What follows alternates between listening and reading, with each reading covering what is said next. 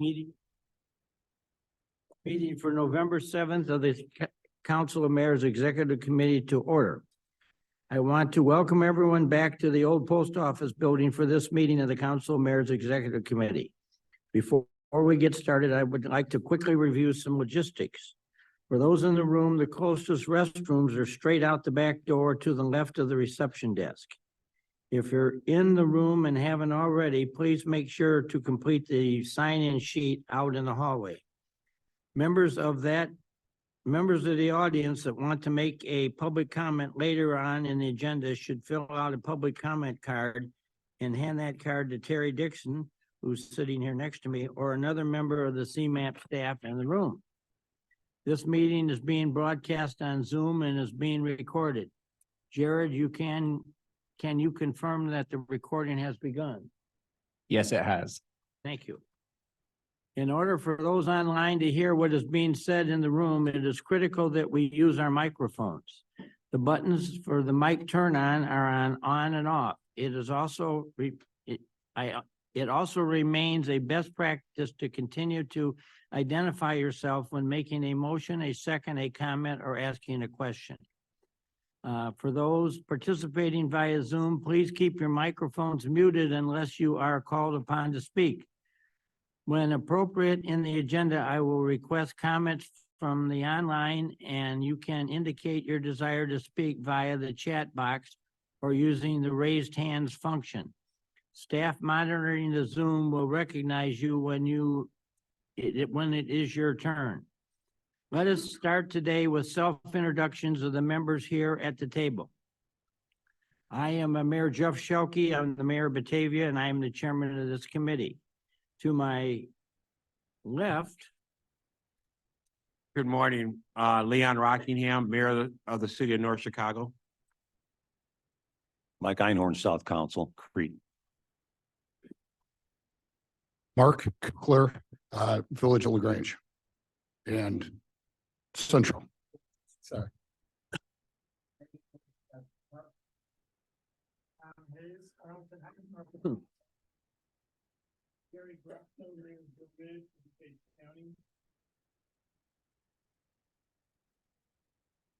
Karen Darch, Barrington, Northwest Council.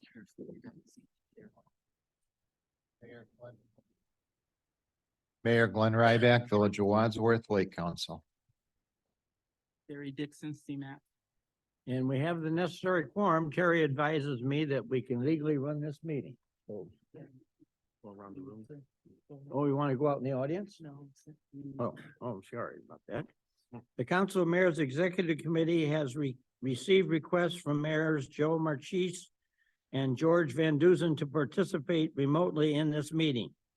They have made their request in compliance with the requirements of the Illinois Open Meetings Act. These requests require a majority vote of this body by a voice vote. Are those in favor of this motion, say aye. Those not, say nay. So all those in favor, say aye. Aye. Opposed? The vote passes, and so they are permitted to be part of the meeting. I'd also like to ask everyone that is present in the room to identify themselves. Please state your name and the agency or group if you represent, if any. Let's start. Aaron, you want to start? Happy to start. Aaron Alaman, CMAP. Good morning, Amy Lee, CMAP. Drew Duffin, McHenry County Council of Mayors. Brian Larson, Northwest Municipal Conference. Joe Serdam, Lake County Council of Mayors. Eric Tornado, Northwest Municipal Conference. Neil James, Metropolitan Mayor's Caucus. Mike Clemens, Lake County Council of Mayors. Lenny Canada, North Central Council of Mayors. Brittany Mattias, Southwest Conference of Mayors. Evan Hay, CMAP. Heidi Lichtenberger, Kane Kendall, Council of Mayors. Morning, Jackie Forbes, Kane Kendall, Council of Mayors. Doug Ferguson, CMAP. Cam Adab, CMAP. Sarah Stolpe, CMAP. Russell Petrovic, CMAP. John Carpenter, CMAP. Lindsay Bailey, CMAP. Stephanie Pfeiffer, CMAP. Daniel Como, CMAP. Henrietta Brown, CMAP. Jenny Vanna, CMAP. Ed Patton, CMAP. Blanca Schneider, CMAP. Greg, can we get you to introduce yourself? Sure, Greg Lundquist, Village of Northfield, Council of Mayors. Very good, thank you. Firmly. No problem. If you do it again. Well, I say thank you and welcome to everyone. Moving to item 2, which is approval of the minutes. Do we have anybody have any questions on the minutes? If not, I'd ask that we move to approve the minutes. So move. Second. And these we will have we will have before us the draft minutes of the August 15th, 2023 Council of Mayors meeting. This is what we're voting on. Seeing none, and with the motion, I would ask for a vote.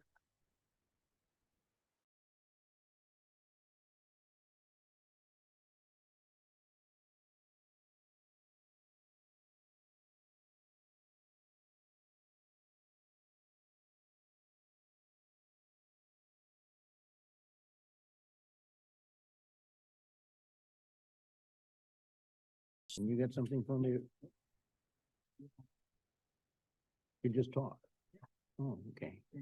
Well, we have Aaron here, and obviously one of the big conversations in the room and in the area is the recent actions of the Park Committee that I think has done a nice job of trying to piece together all the issues that are before us.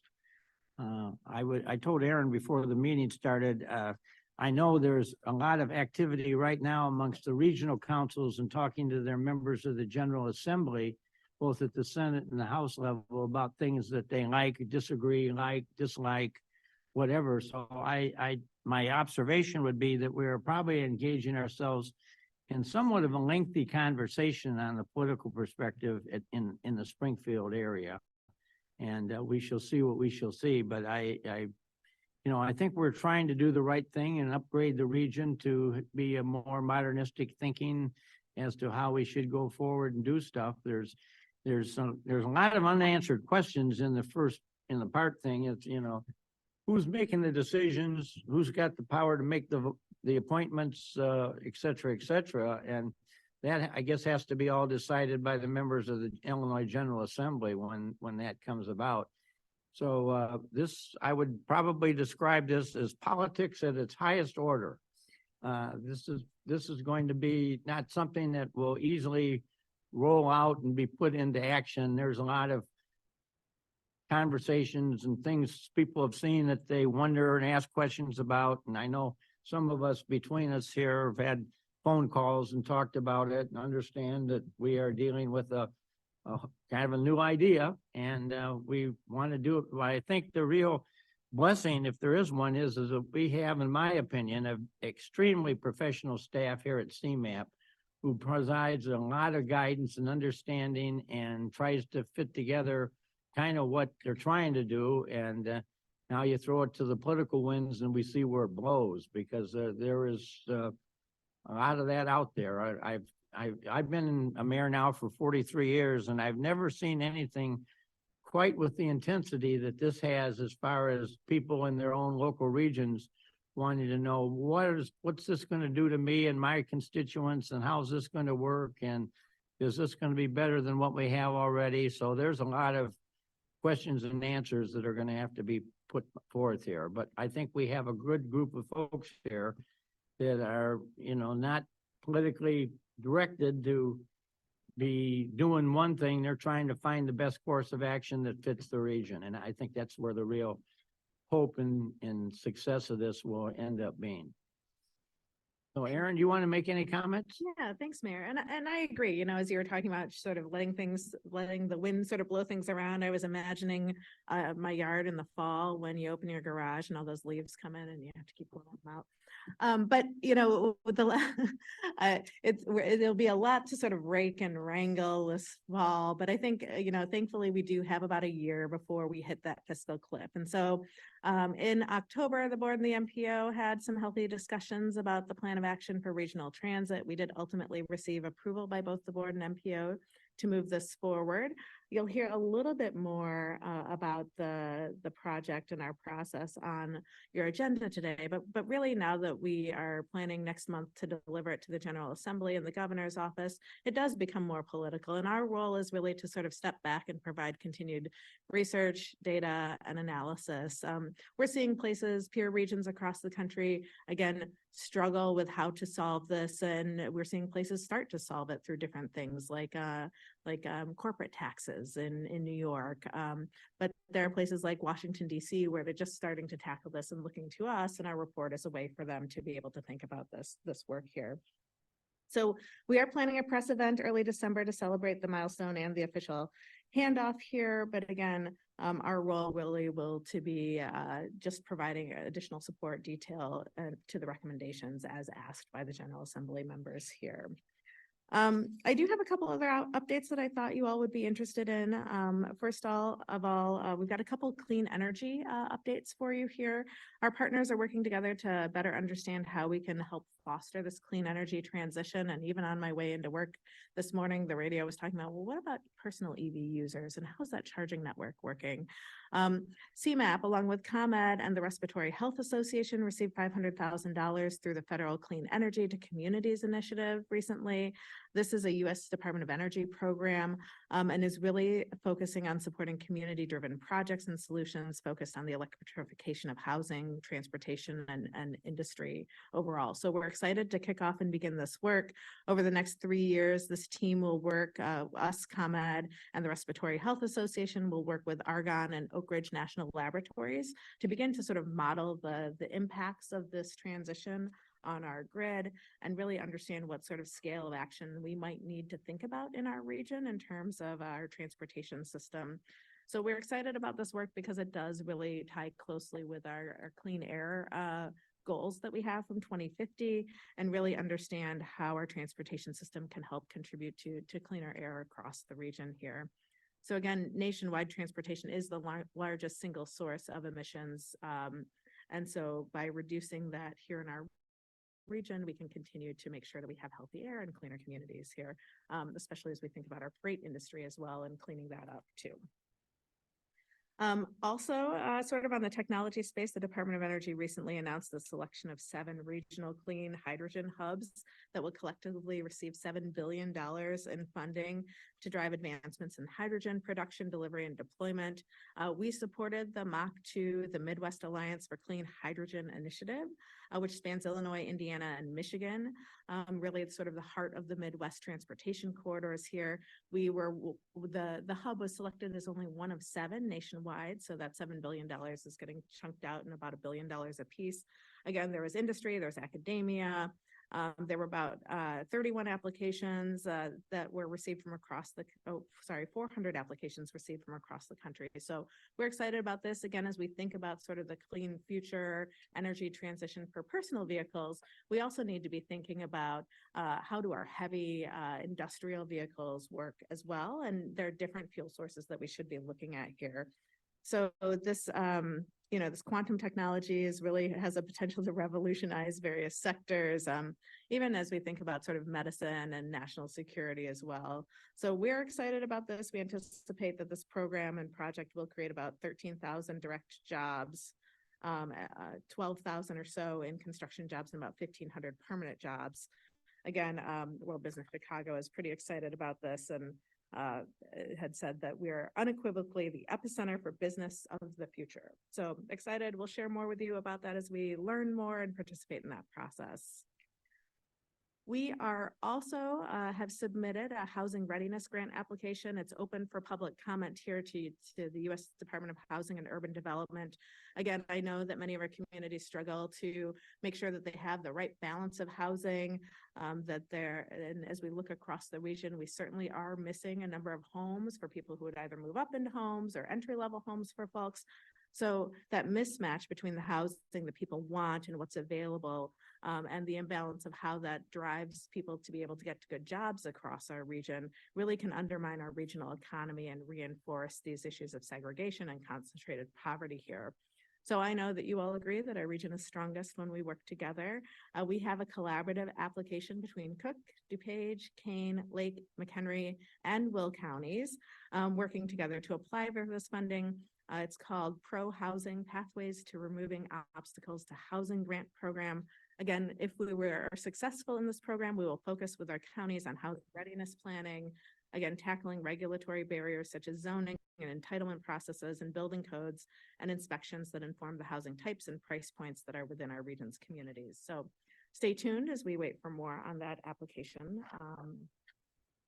And then I think on economic partnership that we have with the Greater Chicagoland Economic Partnership here, we are continuing to really be supportive of the county economic development organizations and World Business Chicago working together. Again, they had a couple examples of innovations that they've successfully integrated and worked on together. The WBC Research, World Business Chicago Research Center has been supporting the Greater Chicago Economic Partnership by analyzing and promoting our data-driven competitive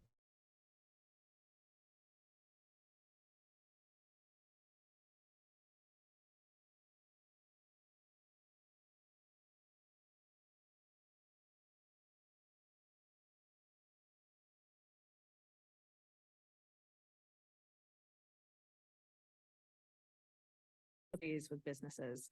So we're excited about their continued work together. This is the first time I think we've seen this group actually be so strong. And so we're hoping that they continue to successfully work together in joint pursuits across the region. I also wanted to just remind you all that our ADA program, again, our resources and our community trainings are available to your communities, to your staff. So if you or your peer communities at your councils don't have ADA transition plans, don't hesitate to reach out, get in touch with us. We are happy to talk with you about some of the resources. Again, the work that we're doing right now is really focusing on the public right-of-way. But the workshops that we have are free and they're designed for municipal staff, public works leaders, ADA coordinators, elected officials, appointed community officials, and anyone who's just interested in making sure that their community is more accessible. So if you haven't seen the information about that, we would be happy to get that to you. And just a couple other notes here from me before I turn it back over to Mayor Schilke here. At the October joint meeting, we did see the approval of the federal fiscal year FY24 to 28 STP shared fund and congestion mitigation air quality improvement program funds, carbon reduction funds, and transportation alternative funds. A lot of different programming funds. We do this every 2 years. It's a total of just under $600 million in federal transportation funds were awarded to 66 projects. And some of the highlights include about $375 million for transit investments across CTA, PACE, and Metra, so supporting Metra's zero emissions locomotives and PACE's Halstead bus line. And then also about $120 million for highway investments and about $100 million for non-motorized investments through the transportation alternatives programs. And then John is here, John Carpenter is here if we do have legislative questions, but I'll just mention, the first week of veto session took place earlier October and the second week of veto starts today. So our legislative team will be in Springfield. The General Assembly does appear to be on track to accept the governor's amendatory veto, which made several changes to the Public-Private Partnerships for Transportation Act. I know that there were a couple of questions raised at our last meeting regarding potential legislative actions on the nuclear moratorium bill. The governor vetoed that bill that would lift the moratorium on construction of nuclear facilities. I know that Senator Sue Rezin filed a new bill that would address the governor's concerns. So we will continue to follow that and see what happens this week. So stay tuned for more. Again, as our legislative session begins in 2024, we will continue to use our biannual legislative guide. Our 2023 guide can be found on our website, and we're happy to share it with the committee if you're interested in our policy priorities. And then on the federal side, we do continue to monitor those federal grant opportunities for communities across our region and making sure that we are making folks aware of when their projects and their programs might match those priorities that are available. And then we are on course to have an updated priority projects booklet for federal funding through the Infrastructure Investment and Jobs Act, ready for federal session in 2024 here. So I just wanted to say also thank you to, we are making significant progress on improving transportation access to our communities and across our region, really thinking about climate resiliency and really maintaining an equitable economy here in Northeastern Illinois. So I appreciate the local contributions from your agencies, from the 280 plus municipalities, the counties, our transportation agencies, and our implementing agencies as well. They really help us access and unlock all these federal metropolitan planning dollars that are available to our region here. Again, last year, our large government partners doubled their support, their local dues, local contributions to CMAP so that we could meet the increase in the Infrastructure Investment on Jobs Act. We took a different approach with our municipals, which is why I wanted to talk with you a little bit about this right now, is that we are increasing our municipal contributions by 20% and then thereafter 4%. So we know that those contributions, again, at the local level, are part of your annual budgets, and oftentimes our communities may not have the ability to double that right off the bat. But we asked our big stakeholders to double their contributions right away to match the bill. And so this year you will see your contribution bills come in. They should increase by 20% of what they were last year, and you'll see smaller increases throughout in subsequent years of 4%. Again, we're sending our annual invoices out this month, they are due January 31st of 2024. I'm happy to answer any questions that you have here, but I want to thank each and every one of you for your continued support and partnership. And so in closing, one of the things that we wanted to do new for you all is send you a summary following today's meetings and news and information for you to share with your constituencies locally. So again, you all are vital ambassadors back to our councils of mayors, and I want to make sure that I'm not missing that opportunity to arm you with the information that we share here at the meeting. So look for that post this meeting. I hope that you'll find it helpful. And if you have suggestions for how we can make it better, again, don't hesitate to reach out to myself or my communications team or Terry. So happy to answer any questions that you all may have. Any questions of Aaron this morning? Well, I'll throw one out. I was approached a couple of weeks ago. The three gentlemen showed up at my office and said they wanted to come into Batavia and build a business. And I said, what kind of business do you want to build? Well, we want to know if your zoning ordinance will allow for a power distributing station in your community. And I said, well, define me what you're talking about. Well, we're talking about building a modern day gas station, but having part of it be an electrical gas station where you would be able to pull in and have your car charged, or you would have to do this. And we'd probably have to make some accommodation to have a coffee shop or something in the gas station that would allow for people to hook their car up, because it's going to take more than probably 5 or 10 minutes to charge you up. But they think that the cars are being improved better now. And so in the future, there won't be this hour-long or 2-hour-long thing. But it rose an interesting question in my mind. I talked to my development director and he said, well, we probably could work around that. We may have to amend our zoning ordinance a little bit if they wanted to do it. But I said I would bring this up to the CMAP staff at some time. And I would suggest that one of the things maybe you guys could look at for us is maybe proposing some type of an ordinance that we could consider that would allow for that to happen. Because we are seeing more and more electric cars in Batavia as time marches on, not as many as I thought might see so quickly, but they are starting to appear. And it's just a question that I think all of us could face in the future is, how do you build a multiple distribution service station in your town as it's required? And they said, of course, the big thing is with the availability of the electrical power, you're going to have to probably be fairly near some major electrical transmission lines to be able to bring this in. And they had a site in my town where that was a possibility. So I'll maybe be able to give you some further insights as to how this thing unfolds. They haven't filed any applications yet, but they're certainly out nosing around in the neighborhood to see. And I don't know if any of the rest of you have been talked to by these folks or not, but it seems to be something that's out there wanting to raise its head and get involved in our business. But I think this is a good one for CMAP to really have some understanding about. And I think we have had, Stephanie, if you don't, do you have a microphone? Do you want to speak to what we've been doing so far? Yeah, Mayor Shilkey. Yes, we have been looking at model ordinances as to how communities have handled the EV infrastructure, both on an individual charging station, but also, as you're saying, like for the larger providers. So that is something that we've been doing as part of our climate work. So we'll definitely reach out to you and get some more information about your specifics because we want to make I sure. don't really have, what I just shared you with is about what I Perfect. had. You know, they specifically did raise the issue with me about large trucks becoming electric and how those would fit into the complex of this. And I said, well, my first observation is you're gonna need a fairly large size site to be able to, it's almost like you're building a truck terminal then if you're gonna do that.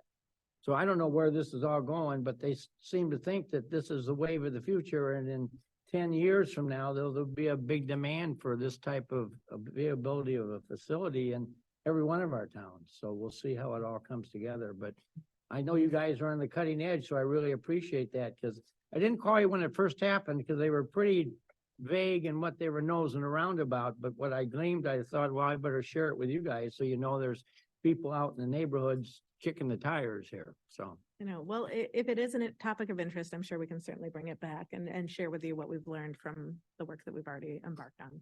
okay. Aaron, Anybody else? Mayor? Aaron, and another matter on the dues increase. How do we tell when our staff or our neighboring communities say, well, we're covering a property tax cap that'll, you know, we can only raise our revenues 5% max.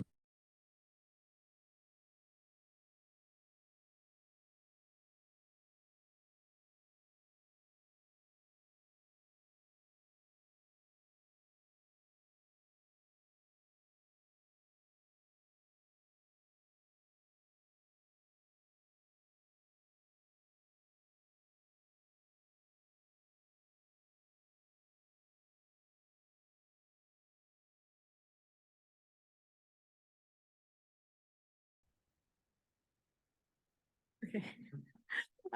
To really make sure that the councils were aware of those increases, that they were coming and that we were implementing this year. So I do recognize that it is, you know, a burden on communities, but we do have a way similar to how we approach our local planning contributions as well. We have sort of a sliding scale of contributions based on community resources. So happy to come out and talk individually about the increase, if that's helpful, or if you're hearing from your peers that they would like to talk to us more about it, I'm happy to do that as well. Other questions of Aaron? Well, thank you. It's been a very fruitful discussion this morning. Thank you so much. Okay, moving then to IDOT Bureau of Local Roads. Chad, are you here? I'm here. Can you see me? Hey. Put my camera on for a while. Nowhere near as long as Aaron, but really nothing exciting from local roads other than business as usual. I think as you guys will be aware and Russell's aware, we have some very optimistic lettings coming up. We have 15 projects on November actually, and we're looking at close to 20 for January, and we're currently tracking upwards of 30, mid-30s for March. And again, most of these have some issues potentially with right-of-way to push them back, but you guys are moving ahead spending dollars, and we're doing our best to get these through the process. So I'm just gonna not take a lot of time other than to take questions or comments or any issues you have, because I think that's the best thing we can do here. But I think I appreciate everybody's help. The PLs are being very responsive in things we need from them. And we are, like I say, it's like a well-oiled machine at this point in time. It's just every day is an adventure. Anybody have any questions of IDOT? Now's the time to ask the question. We got the guy that I know from experience has the answers. He really, I have a lot of respect for Chad. I've seen him do some really good work. I fool a lot of people. All right. Well, thanks for your update, and Yeah. I'm sure we'll all be watching with great interest all these projects that are going to get thrown on the street here pretty soon. Yeah, I'm always available. And like I said, I'm not going to stay on for the whole time. I got another meeting to go to, but again, I appreciate everybody's cooperation. And is Mayor Einhorn on? We're taking care of your problem, Mayor Einhorn. We've taken what you sent to Jose. So you're all in order for that. So I was just reading the email as you speak. yeah, so we're lining all that up, and you should not have any issues with moving that ahead. So Great. Thanks a lot. Appreciate it. See, one good thing today, check it off. So, okay, have a great day, everybody. Thank you, Chad. I just want to make note, you may have just heard the siren. This is the Tuesday test day at 10 o'clock in the morning. So that's the tornado or alert siren going off here. So that's what that was. All right, go to 3.3 STP Selection Committee. Kama? Hey, good morning, everybody. The STP Project Selection Committee did meet last week to wrap up business for this calendar year. We did have a short discussion about the schedule for the shared fund call for project cycle that will begin next October of 2024 and conclude with MPO Policy Committee approval in June of 2025. Committee members were asked if there were any elements of the methodology that staff should be reviewing over the next couple of months. Nothing in particular came up from the committee, but if anybody here has thoughts on how we score projects or the methodology that we use to determine projects eligible, please feel free to reach out over the next month or so, and we'll dig into that and present to the committee. Also, CMAQ carbon reduction and TAP funding are on kind of the same cycle as the STP shared fund. So if there's thoughts on that, they're going through that same review process as well in that committee. So again, please reach out if there's anything you want us to dig into for discussion of those committees over the next year. Finally, I think at this point, all of your councils have your local calls for STP projects open or about to open, and those kind of close on a varying schedule. So if there's questions about the local calls, I'd always encourage you to get in touch with your planning liaison first. And if they're not able to help, they'll reach out to CMAP, or you can reach out to us directly, but they should be your first point of contact, really. And that's all I have today, unless there's questions. Any questions of Kama? I just want to make an observation. When you're chairman of this group, you do get people calling you and asking questions and saying stuff.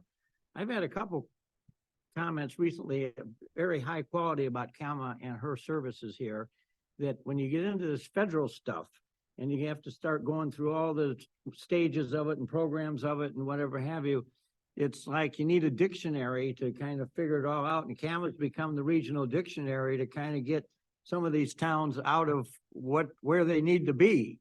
And I appreciate what you do, because you really are a voice in the wilderness that kind of clears the air and allows some towns to kind of get themselves understanding and on their way to their projects. So you've been a vital source. So thank you for your good efforts. Well, thank you very much. And I couldn't do it without the entire team here. So I just happen to be the person who knows who to ask. Well, thank you. Mayor Schulke, I'd like to second that too. Kama's been tremendous on a major project we have happening out in our area. So thank you for. Any other questions of Kama? Thank you. All right, moving to 3.4, which is John Carpenter is on the legislative update. Nothing to add to Aaron's comments. We're available for questions. Any questions? No, you're gonna be with the fire and brimstones flying here pretty quick, I think, so. Starting tomorrow. Hope you got your suit of political armor on.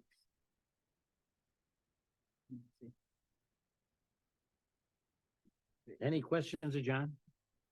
Okay, moving to 3.5, Star Transportation Safety Program, Lindsay?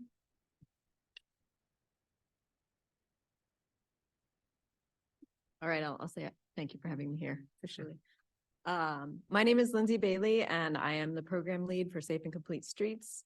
I know that you have heard from Vicki Barrett before on our safety initiatives, and so I'm here to go back over some of those details of what the STAR program is and give you an update on the status of some of our projects.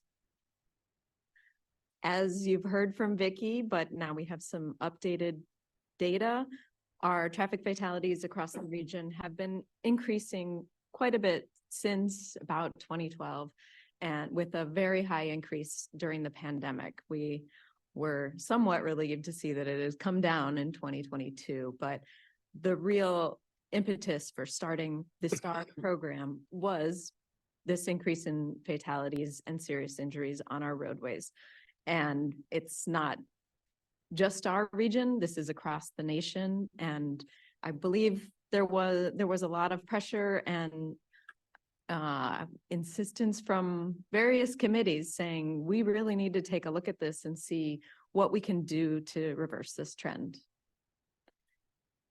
So that was where we created the STAR program, which is a 5-year effort, which I assume we will continue after those 5 years because this is such an important priority.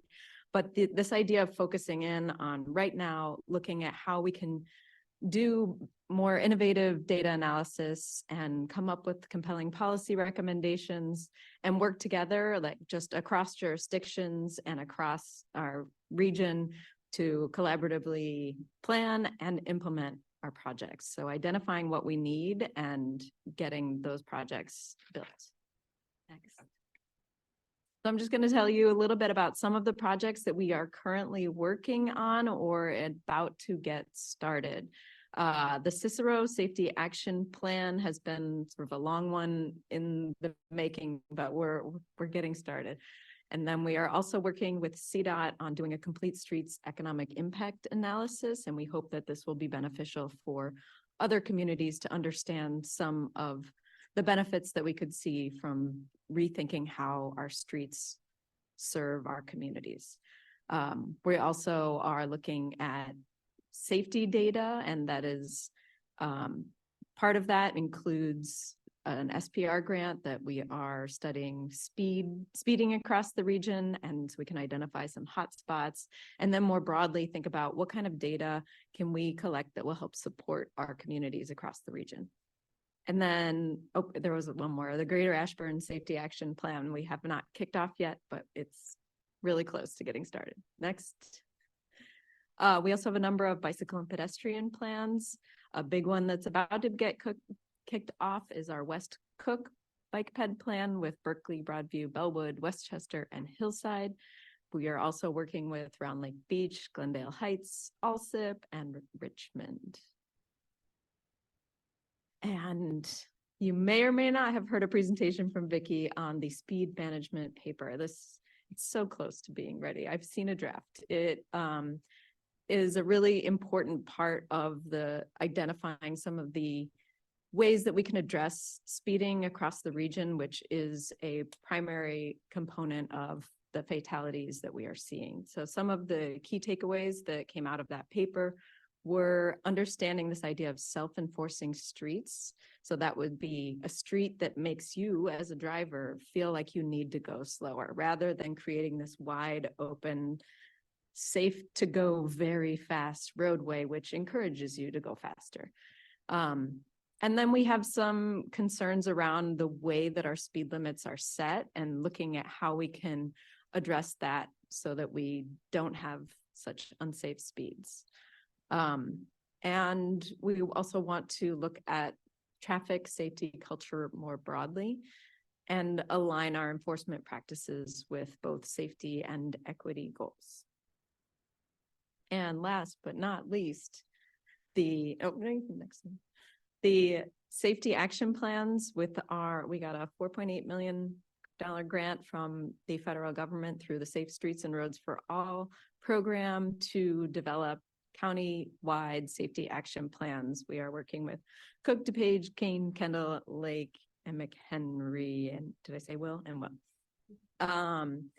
And these, we've been working closely with our county partners. We reviewed a number of proposals from consultants and the matchmaking process of identifying which consultant goes with which county and which budget they fit in has been a little more complicated than we expected, but we are definitely going to be working those contracts out. I want to say this week, but very, very soon. And we will be kicking off that program as soon as possible. We've also put out an RFP for regional engagement consultant that will be working with the counties and providing support for how to do meaningful engagement at each county level. And we will be making our decisions on that consultant very soon as well. And I did not include a slide with my contact information, but my email is lbailey@cmap.illinois.gov. And I'm happy to take any questions you might have right now. Any questions, Lindsay? Can you go back one slide? Align enforcement practices with safety and equity goals. Have you discussed this with any of the police departments in this Yes, we metro had, area? we had Because I will representatives tell you that from the police. everybody thinks that they're entitled to do whatever they want on the street. And when you tell people you basically are not going to chase them down if they do something wrong, that, to me, that sends the wrong message. And it's going to be a long time before we can turn this ship around. So I hope we're spending some serious time on trying to change the mentality. I'm guessing probably mostly in the Chicago metro area. I don't know if it's still like that in the rest of the state, but out by me, it's like the Wild West. We And have it's seen not, it's not, the it's culture not change. a fun thing to be involved in. I'll tell you that right now. And I think a lot of that goes to the self-enforcing streets. If you feel like you can go as fast as you want, nothing's gonna happen, you have no repercussions, that does affect the way that you drive. You know, I just kind of echo, and I'm glad to see that you're moving forward with this. You know, just within the last week or so, just speaking with my fire chief, he's, same thing. He says, Mayor, I just see an uptick on traffic accidents. And it's not just accidents anymore, it's the speed of which that accident has occurred.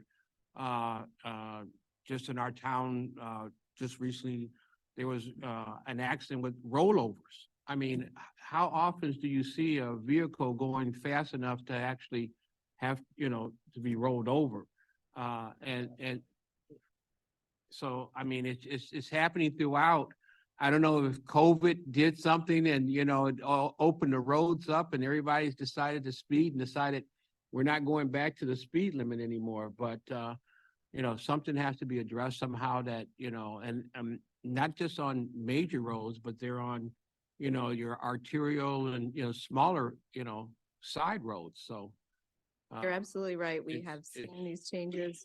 And another thing that we don't talk about very much is that our cars have gotten so much bigger. The car companies make a lot more money when you have a giant vehicle. And the momentum that a larger vehicle has going at the same speed, it's harder to stop within a short distance. And so that contributes to the number of crashes and the outcomes being much worse. One thing I would suggest, I think in Batavia, we hadn't had a fatality in 5 years. And this year now I've had 7. Wow. And so I guess I would like to have somebody more on a regional basis kind of put all the numbers together and show, because I think in talking to other mayors, that's a similar situation that's happening in other communities too. I had one tell me they had talked to the state and the state told them we have already broken the number of fatality accidents in the history of the state for a year's period already with a couple months left to go. Wow. I don't have the 2023 data, but I mean, I think Sorry. if that's the truth, those are the numbers that should be put out there for people to understand and really get. And, the accidents I've had have been just pure stupidity of all these people getting killed, 3 or 4 in a car at the same time. And we had one guy head on a school bus with 38 kids in it. He got killed, but the kids all walked off the bus. I think I had some angels on the bus with them, but I mean, it's just been phenomenal, the amount of accidents that I've had in my town. So I thank you all for bringing it up, because there's some numbers there that need at the end of this year that need to be put out so the world understands what's really going on here. I agree. Thank you. Anybody else? Yeah, one more question. So I know that the data shows vehicle to vehicle. Does this also include vehicle to bicycle, vehicle pedestrian? That's, Yes, okay. those numbers are included in there, Thanks. which we have seen an increase. And I think that's partly there are more people walking and biking. And so the exposure is higher now. I had one vehicle to bicycle earlier this year. And so, I mean, it's happening. I think that when you send a message that we're not going to chase you to do something wrong, what do you expect? And nobody wants to have the finger pointed at them when those kind of things happen. And this is a cultural problem that we have. And I don't know how you turn it around, but it's gotten way, way, way out of proportion. I see it happen every day, and I imagine it's probably everywhere. You guys in this, and the ladies in this room, I can't believe that you're not seeing the same thing I'm talking about. Unless you're just like staying on your street and, you know, don't go anyplace. But I mean, it's stupid the way people drive. And police departments are bashful about taking action for fear of being criticized or, you know, ostracized or any kind of size for their actions. We need to change this, and it needs to start at the top. You know, the governor needs to step in on things like this and put his foot down, but I think he's, quite frankly, I think he's chicken to do that. Pardon me for being so blunt, but that's the kind of person I am. We need a police officer in every car. Yeah. I might note that Mayor Einhorn has a part-time job, responding with the fire department. You're still doing that, right? Yeah. So he Oh, yeah. goes to all these bad accidents and everything else, so he gets to see them firsthand. He and I came out of the same world. I was on the fire department. I had to give it up when I got elected mayor, but they made me the department photographer, so I still can go to the call if I want to. But he's still there with his coat and boots on, doing his thing, so he's getting a real firsthand look at it, and I appreciate you bringing it up, because it is a regional issue all over the place. And you're absolutely right that it's happening everywhere. I was on my corner 2 nights ago with 2 totaled vehicles, pedestrians were hit. It was on North Avenue and the cars were totaled, and I talked to the mother of one of the drivers that they just thought that the car was gonna stop and they didn't, or they were going too fast, and it's everywhere. It's really a problem. So we hope that this program can help address some of these issues. I'm It's sure gonna the be a big police uptick. throughout the state would agree with what I'm saying, Absolutely. but nobody wants to step out and expose themselves that, and by saying this is absolutely wrong and we need to do something different. Because the politics of the state don't support that. This is purely a political issue, purely political. And I don't see how it has benefited this state at all. You go to Indiana, which literally I'm right next to, the atmosphere is completely different. I mean, completely different. But they're still experiencing the increase in crashes and fatalities that we are. Oh, yeah. So because it's a people bigger from Illinois cultural drive issue. over to Indiana. That's why. But just the whole policing mentality in Indiana is different than it is in Illinois. Yeah. They're not ultra liberal like what we're looking at now. They're just not that way. So I guess you get what you ask for. So. Yeah, I'd like to chime in on that too, because what we're seeing is attitude. And the attitude is they're not enforcing the other laws. Why are you bothering with me? And the message that's come forward in our area, particularly emanating out of the city in Cook County, is not to enforce the law.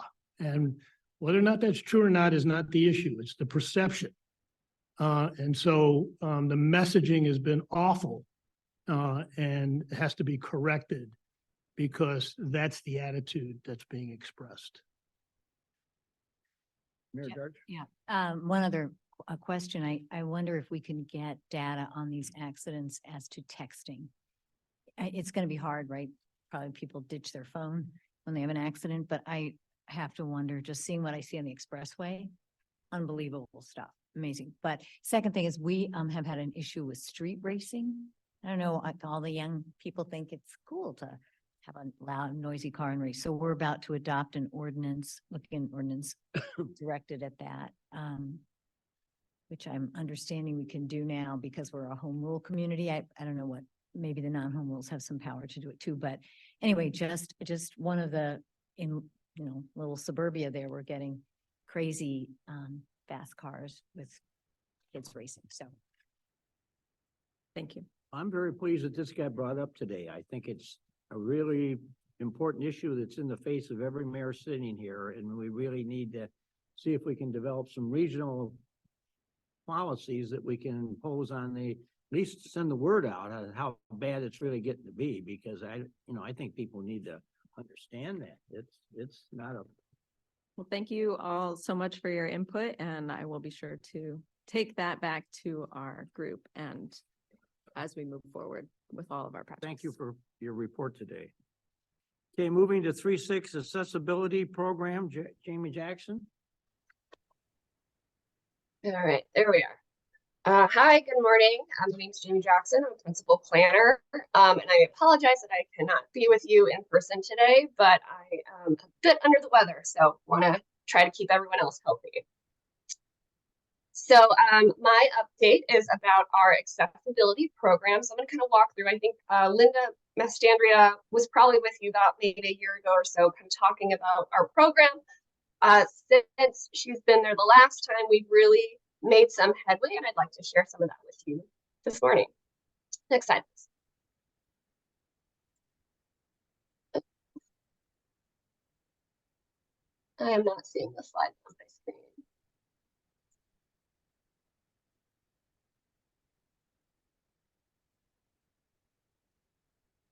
I'm not hearing anybody.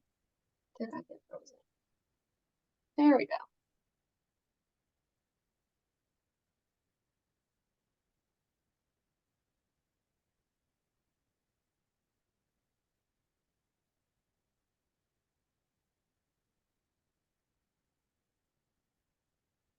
All right, well, it looks like the slides are slowly getting up to speed here, so I will charge ahead. As most of you know, the Americans with Disabilities Act, or ADA, was signed into law in 1990 and provides broad protections for people with disabilities, prohibiting discrimination in employment, state and local government, public accommodations, and telecommunications. But I did want to really dive into what the requirements are for municipalities. So every public entity, which is a state or local government, as well as any agency, office, or department run by a state or local government, is required to have a notice to the public, which is basically a statement available across multiple platforms. So that is that statement that says, these are your rights under the ADA. And surprisingly, many communities do not have this. The second thing that all communities are required to have is a self-evaluation, which assesses all your programs and services to identify any barriers for participation for people with disabilities. Now, if you are a public entity with more than 50 employees, you have 3 additional administrative requirements. That includes having a responsible employee that is dedicated to dealing with accessibility issues, also known as an ADA coordinator. You're also supposed to have a grievance procedure in place to establish and prioritize and publicize a procedure for addressing complaints regarding accessibility.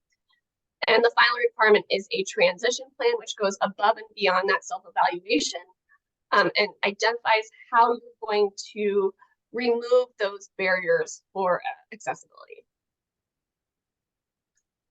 So if we can skip a few slides. There we go. Oh, I'm back. So I wanted to show where we are at. So in 2020, MPC released a groundbreaking study where the sidewalk ends and showed that only 22 communities in our region actually had a transition plan. And we track transition plans because they're the easiest way to understand compliance. If you have a transition plan in place, theoretically, you should have met all the 5 administrative requirements. So as you can see, 22 communities had transition plans in 2020.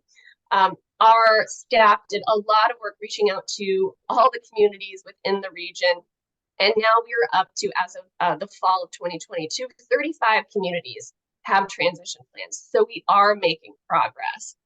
And again, this is all of the 284 municipalities in the region.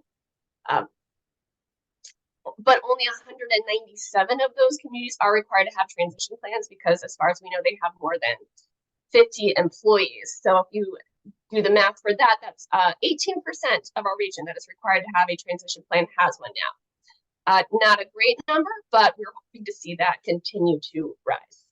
Next slide, please. And then skip ahead. So again, I want to make the case of why this is so important. So these are some stats from the 88 Great Lakes Center, which is a fantastic resource located at UIC. So please reach out to them if you have any questions about accessibility. Robin Jones is phenomenal. But 1 in 4 people have a disability, and a disability can really happen at any time in your life. Next slide, please.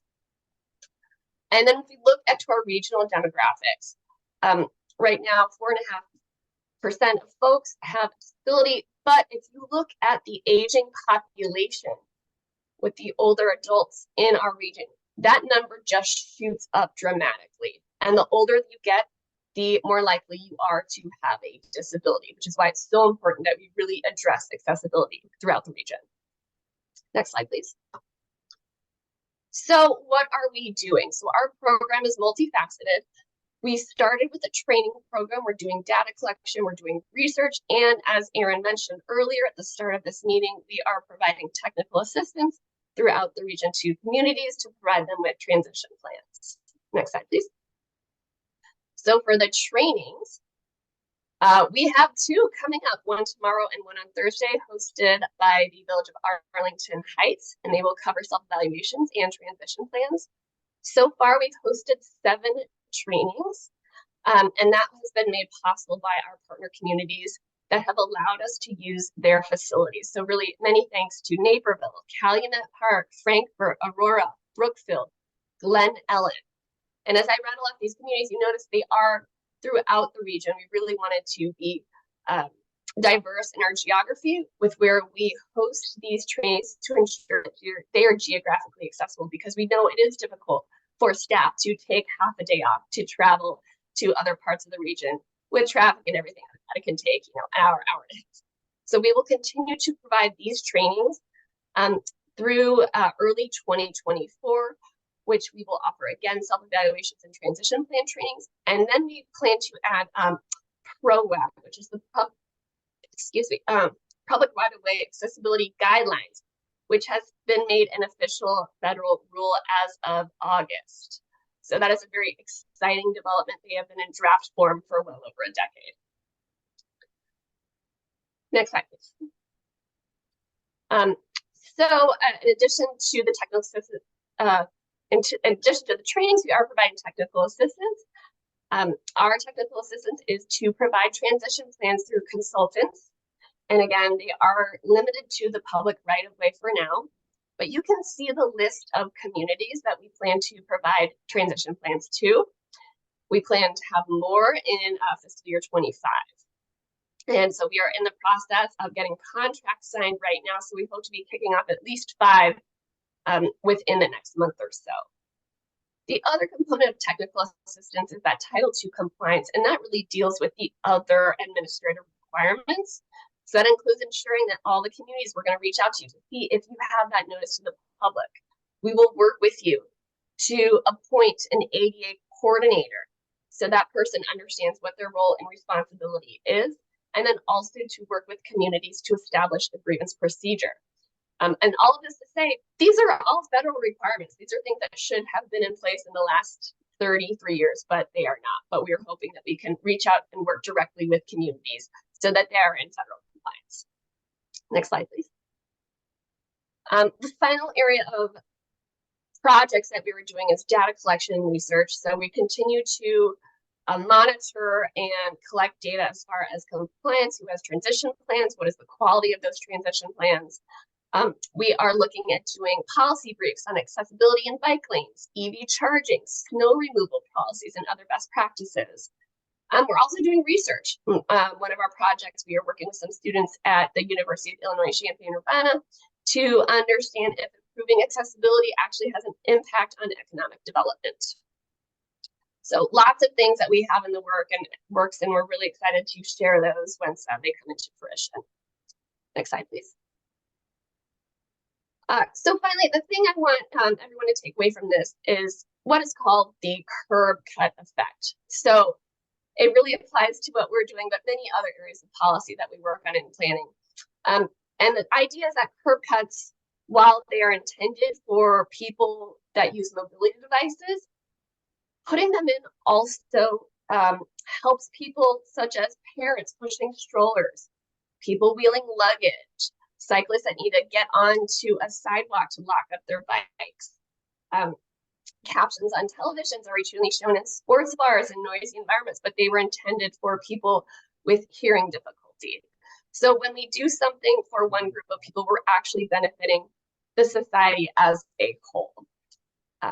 So that is my update for this morning. Happy to answer any questions that you might have. Any questions?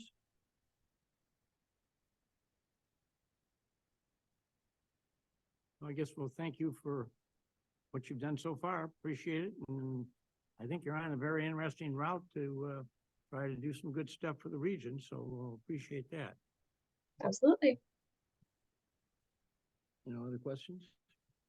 All right, we will then, let's see, next thing we're going to go to is the Plan for Actional Regional Transit.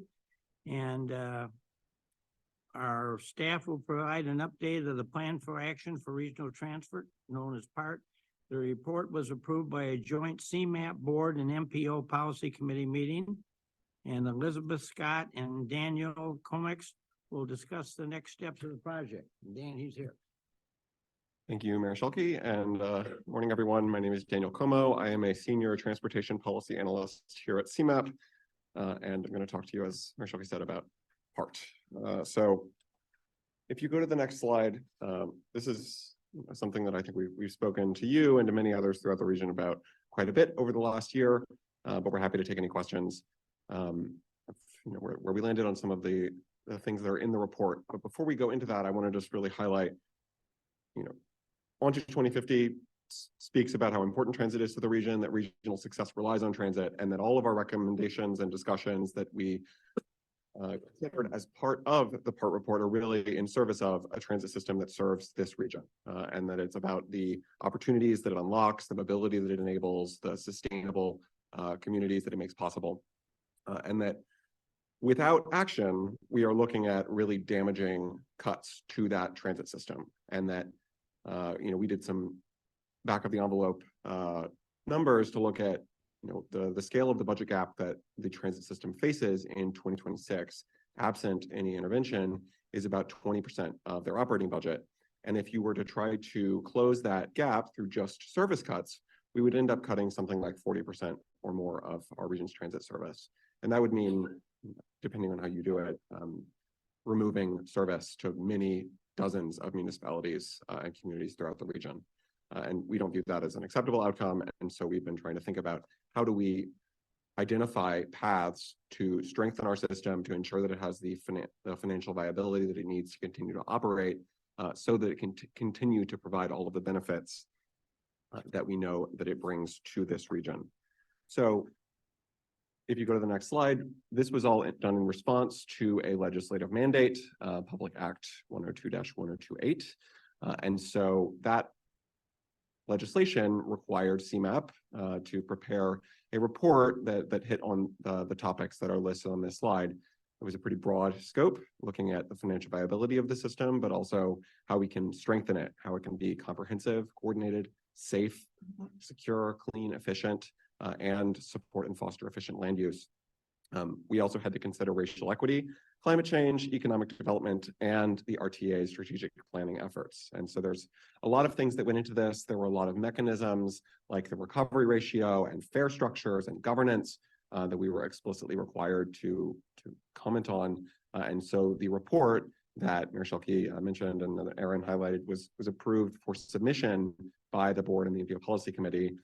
Is a rather lengthy document that covers a lot of ground, but that really is in service of ensuring that we have a system that hits those topics on the left of this slide. So we broke it into three rough buckets. I can run through them at a high level, and then again, if you do have questions or things that you want to ask, I'm happy to pause at the end. The first area of the project is what we call the system we want, and this is really focusing on how do we improve the system for the users? How do we make it more effective and turn it into the system that riders and that the regional stakeholders have identified as what we need as a region? So there's a number of different recommendations that and potential strategies that fit into this. The primary focus through all of it is focusing on transit service and really thinking about how do we ensure that we have more buses and trains throughout the region in all of the communities that our transit system serves. Trips or trains and buses and paratransit vehicles that can provide service to more kinds of trips in more places at more times. But that is not the only thing. That is the most important thing, but it is not the only thing that we identified in the report. We also looked at things like integrated and affordable fares, how we could balance something like a new subsidy program for residents with lower incomes with changes to make sure that our fare system is integrated, that it's affordable, that it's convenient, so that people can choose the mode that works for them. We also identified ways to provide faster and more reliable bus service through things like bus lanes, automated camera enforcement, and a comprehensive and coordinated network of bus priority throughout the region. We've heard a lot about the importance of ensuring public confidence in the system, things like safety and security and cleanliness. And so we identified some strategies related to things like transit ambassadors and new investments in lighting and cameras and PA systems that can help to make riders feel more confident on the system and smooth their return and their increase in the use of the system. We also know that in the longer term, we need to continue to think about how we build a sustainable ridership base for our region's transit system, especially given changes to travel patterns that have come out of the COVID-19 pandemic. So we identified several of those larger strategies. One of them is supporting, which you may have heard, is Metra's stated aims to transform into what they're calling a regional rail service. So running more types of trips or more types of services that can serve more than just downtown oriented rush hour commutes, thinking about more travel throughout the day. We've also looked at different ideas about fostering transit supportive land use and development so that we can ensure that our transit system is financially viable and so that it can continue to be there to provide the services that are so critical to the communities in which it currently runs. And then finally, building on some of the work that my colleague Jamie Jackson was just speaking about, there are a number of opportunities to increase the accessibility of our system, both on the system with things like ramps and elevators, and also off the system, those kinds of curb cuts that Jamie mentioned, or other strategies that make sure that not only do we have an accessible bus, we have a way that people can get to the accessible bus, which there are many accessible paths today, but there are also gaps, and we know that that is a real challenge for travelers from the region. Of course, all of those things, not every single one, but a lot of them cost money. All of them have challenges associated with them, but doing this scale of change would require a significant investment. And so we've identified, at a rough scale, what this could cost. What we've laid out is a program that could require $1.5 billion in new operating investments, complemented by capital investments. This would be paired with changes to the system, things like increasing fares, identifying savings or opportunities to limit cost growth, to collectively fund such a program of investments. But don't want to trivialize this. This is a large and significant potential investment in the region's transit system, but it's one that we think is warranted, both to address the looming fiscal cliff, but also to actually go beyond that and to identify new opportunities to strengthen the system that the region relies on. So the next slide identifies some of the opportunities for how we could fund such an investment. As I said, a mix of system actions, things like fare increases and savings, as well as some new state supports, state support for paratransit, state support for the existing reduced fare subsidy programs, which are currently an unfunded or underfunded mandate, as well as some new durable sources that we think are things that we could enact in the near term that could provide durable financial sustainability to our transit system's funding structure, things like expanding the state's sales tax base to additional consumer-facing services, providing a state match for that funding, and as well as some more vehicle-oriented revenues like a parking tax in the Chicago Central Business District or a vehicle registration surcharge.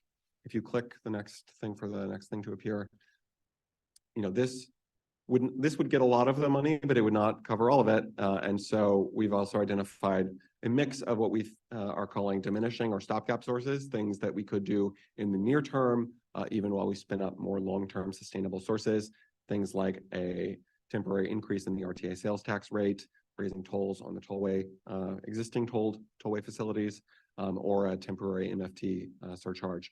But in the long term, if you click next, and next again, the goal would be to shift to some funding sources that have a stronger nexus with the region's transit system and that provide more co-benefits in terms of climate or congestion reduction, things like a road usage charge with an increment for transit or tolling on existing untolled expressways.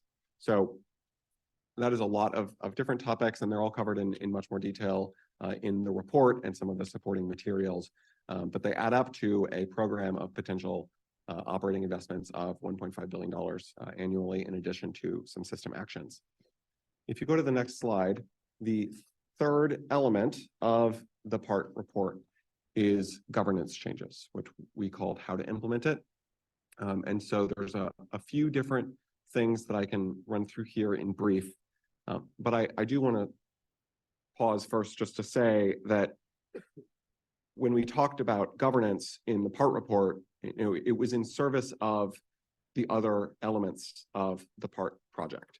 That when we're talking about changes to system governance, it's really about how can we think about governance in a way that allows the system or makes it easier for the system to deliver that successful and user-centric transit service, as well as to be, continue to be and to strengthen the responsible financial stewardship of the public resources that we collectively invest as a region in our transit system.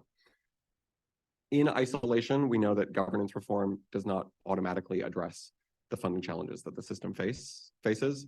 We can't governance reform our way out of the fiscal cliff, and we want to make sure that is clear. But the goal of this was really to identify what are the kinds of changes that could strengthen the system and make it more effective in delivering the services that we identified through the other elements of the PART report. So this slide has one of the set of things that the PART report discusses, which is how we could think about at a high level principles for board appointments. And this could be at any kind of a regional transit board. And there's a couple of paths that you may be aware that we've talked about in this report. But that in any board structure, we would want to think about how our appointments and voting structures can help to advance regional progress even while we're building local consensus, allowing for more regional perspectives within the regional transit decision-making structure, as well as providing a voice for the state, especially if it increases its funding support, ensuring that our regional board memberships reflect the population, ridership, and funding contributions the different places throughout the region are making into the system, as well as ensuring that our regional board members have relevant and diverse experiences, and maintaining critical avenues for local input, because we do know that a lot of the decisions about transit ultimately, succeed or fail based on really local level considerations about, well, where does this bus stop need to go and that kind of thing. And so this is meant to be a high level consideration. As Mayor Schelke noted at the beginning, we know that a lot of this will get into a political process, but we think that these are important principles that could be an element of any possible path of governance reform. The other piece of our governance discussion before we go into structures is these principles. And so before we talked about structures, we wanted to make sure that it was clear that, we identified structures that we think are compatible with these principles, with an approach to funding allocation that prioritizes regional goals and decision-making instead of the statutory funding formulas, which are largely those that were decided in the 1980s and haven't really been revisited in the years since, and providing our region with more discretion about how we allocate those funds in response to, as we've seen, changing regional travel needs. And the COVID-19 pandemic is a really good example of that, but it's certainly not the only one. We also know that there are important opportunities to ensure regional coordination on transit. People make travel decisions that do not stop at jurisdictional boundaries, and they combine different services into a comprehensive mobility system. And so we identified what we think of we think are important potential ways to strengthen the regional role of transit, thinking about things like fare policy and how we can think about that at a regional scale and not just at a system scale, and providing any regional decision-making body with the tools and authorities necessary to implement those regional functions. The final set of principles relate to performance metrics. The primary one, which you may be familiar with here in our region, is currently called the fare box recovery ratio requirement. We have a 50% recovery ratio requirement for our region's transit system, which is uniquely high among our peer systems as a statutory requirement, and we do not think is feasible to meet, at least in the near to medium term, and is probably not the only performance metric that we should be considering. There are other things that are important about how our transit system succeeds or fails. And so we think that there are better metrics that we can use to supplement any continued consideration about our recovery rate.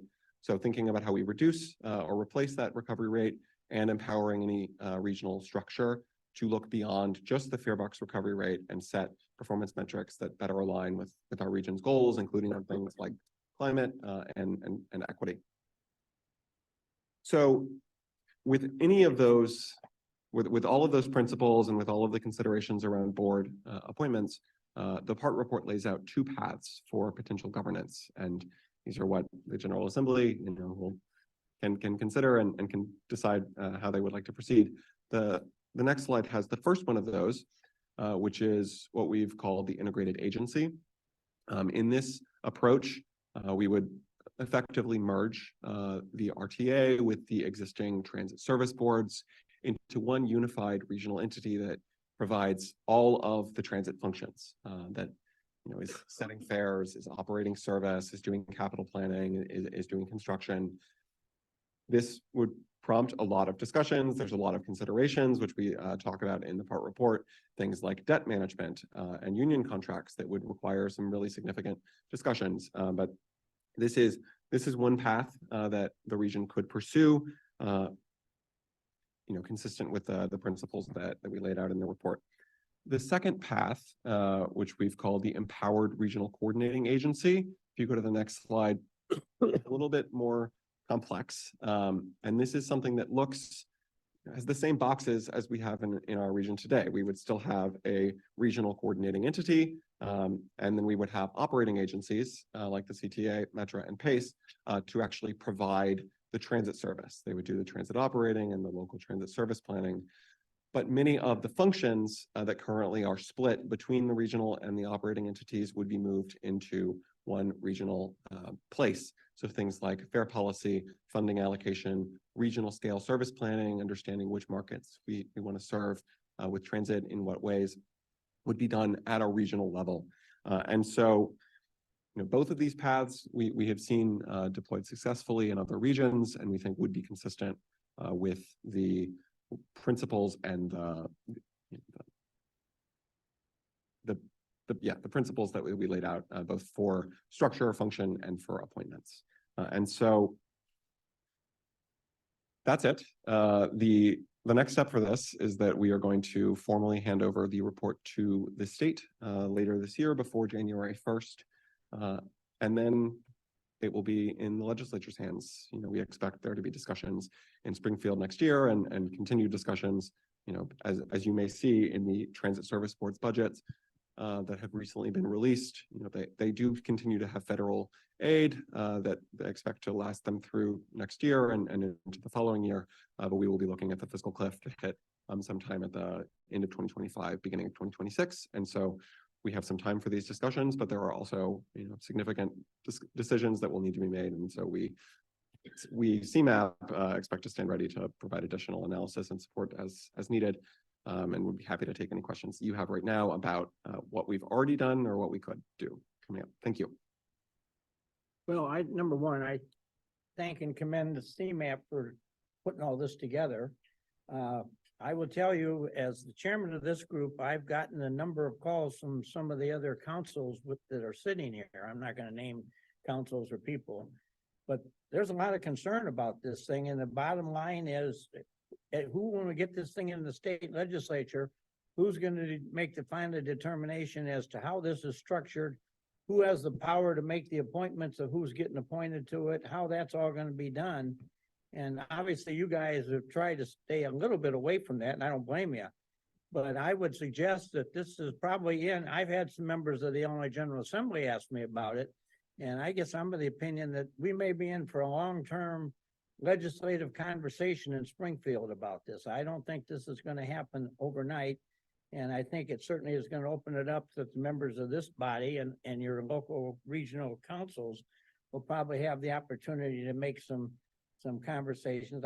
I know of at least two regional councils that have already started a plan to have a legislator meeting where they're gonna tell them what they think about the ideas of what is or is not gonna happen. So this thing has got a big conversation rolling up on it right now, and I'm pleased to see the professional way it's being handled. You've been very good about not letting it run off into the political landmine and things blowing up on you, but I'm thinking that we got to be careful with this, and the CMAP staff, yourself included, that we have, I think, understands that and will guide it the best you can. But this is not going to be a quick one. That's my prediction. Anybody else in the council want to make any comments about it? I spoke for all of you, I guess. You really did. I do have a couple quick questions. Please do. Actually, a question and a comment. In one of your early slides, it talks about climate change. I failed to see any kind of connection between climate change and anything else that was in your presentation. Can you explain that to me? Certainly. So We tend to blame climate change on everything, and I don't think that there's any rational relationship. So the reason that we bring up climate change and broader sustainability with this work, well, one is that the legislature required us to think about climate change as part of the effort. What's the relationship to transit? I don't get it. We see a number of ways in which transit supports the region's efforts to meet our climate and sustainability goals.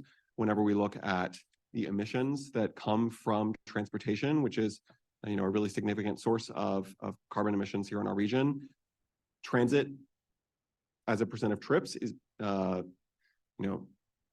much higher than transit as a share of carbon emissions. That I think it's something like 7% of trips and 2% of carbon emissions coming from transit. So choosing transit is a more sustainable mode than some of the other modes that exist here in our region, like driving a single occupancy vehicle. But you can't quantify that, can you? Well, that's actually the 2% of emissions versus 7% of trips is one way that we do try to quantify the benefit that comes from transit. We also know that transit and transit-oriented communities provide for a variety of travel choices like walking and biking that collectively add up to a lower carbon footprint for your transportation choices. And so that is another way in which we view transit as really critical to supporting our region's efforts to achieving climate change, to achieving the reductions that are laid out as our goals in different state and regional documents. And so that's one of the connections that we see. Okay, let's go a different direction then. All the stuff that you've talked about in regards to Metra, for instance, you've left out the most key ingredient. Other than the Metra electric line that comes out towards the south side, none of the lines that Metra runs on belong to Metra. They belong to the Class 1 railroads. And you haven't even mentioned Class 1 railroads. If they choose not to participate, all this crashes and burns in my book. So how are you planning on putting more trains at different times, modifying schedules and all that kind of stuff without the cooperation of the Class 1s? And you have not mentioned that one time in this presentation. So it's a great point, and it is one that we do actually talk about in the report, and I didn't talk about today just for sake of time. There are some other lines in addition to the electric district that Metro does own. The Rock Island District is one that they fully control, and there are a couple of others that there's a mix of owning and dispatching relationships. But yes, there are many important Metro lines like the BNSF and the UP lines that are owned and in some cases operated by the freight railroads. And we do know that not all things will be possible in all places all at once. And that, starting this discussion around regional rail is necessarily a longer term discussion, that you might be able to have some changes sooner in some places, and others it might not be possible now, or it might not be possible for quite a long time, depending on what the Class 1 railroads and the state and Amtrak and Metro are able to do together. And so it is a real limitation, but there are opportunities that we see in the near term that Metro is already talking about and pursuing. The grant that Aaron mentioned at the beginning relating to Metro buying zero emission train sets is one of those opportunities that they have talked about moving forward on potentially the Rock Island District. But it's none of this is easy, and the Class 1 conflicts is a real issue that would need to be discussed, especially as some of these things get closer to real discussions about implementation. I don't know if anybody else wants to go on record, but I'm personally totally against combining the three agencies into one. I just don't think that that's a good recipe.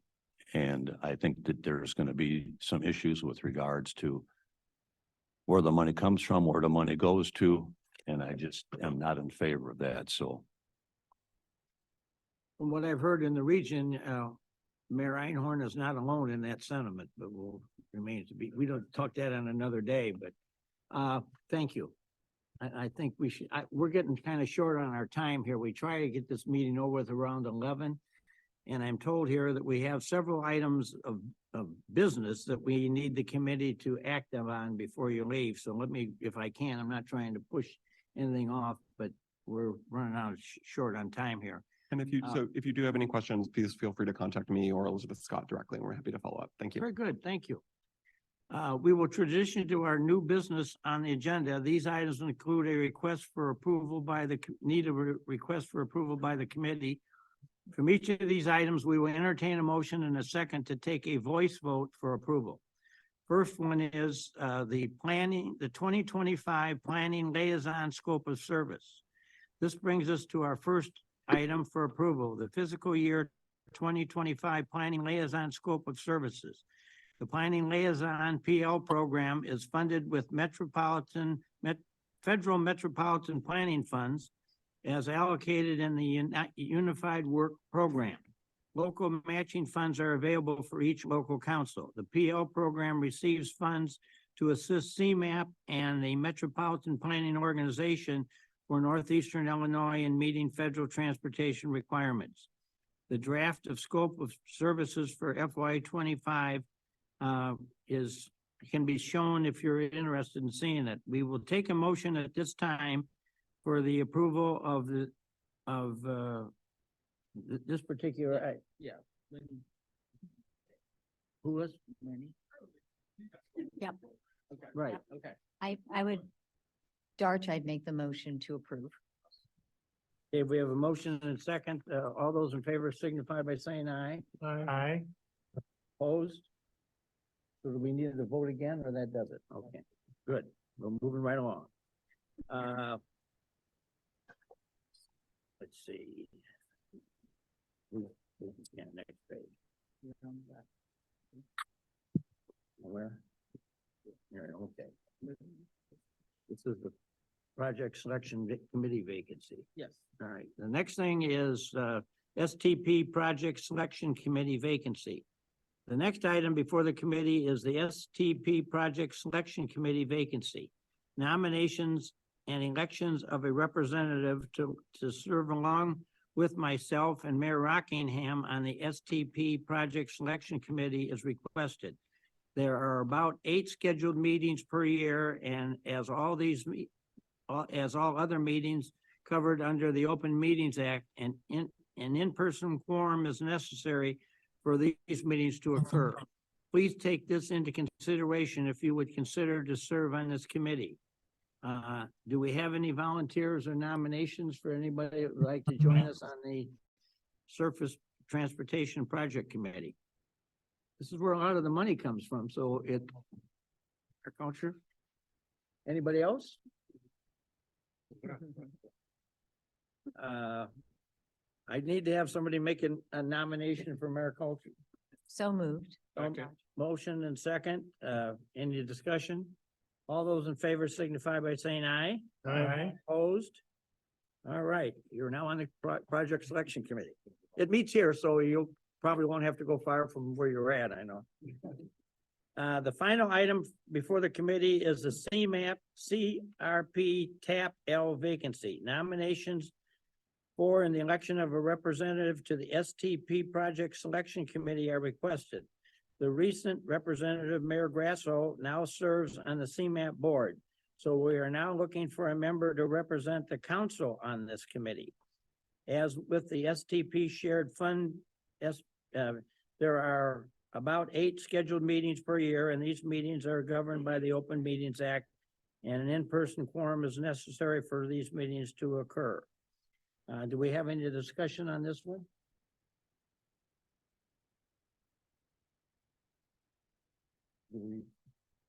We're looking for a volunteer, is that what? Yes.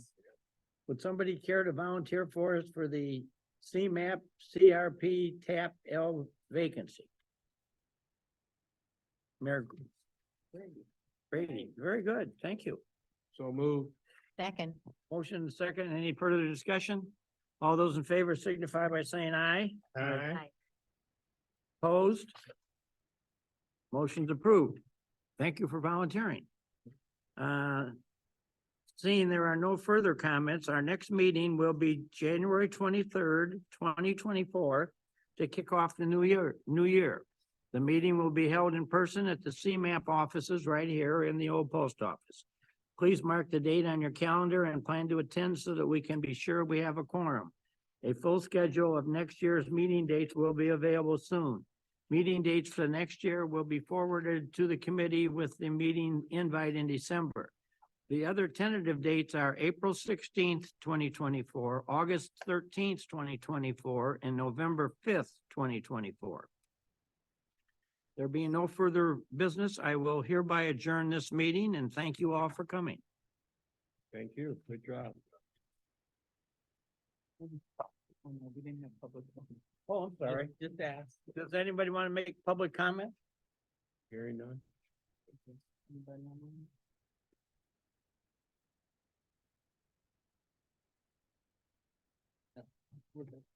Nobody's commenting, okay. Meeting stands adjourned, thank you. April 16th, August. Yeah.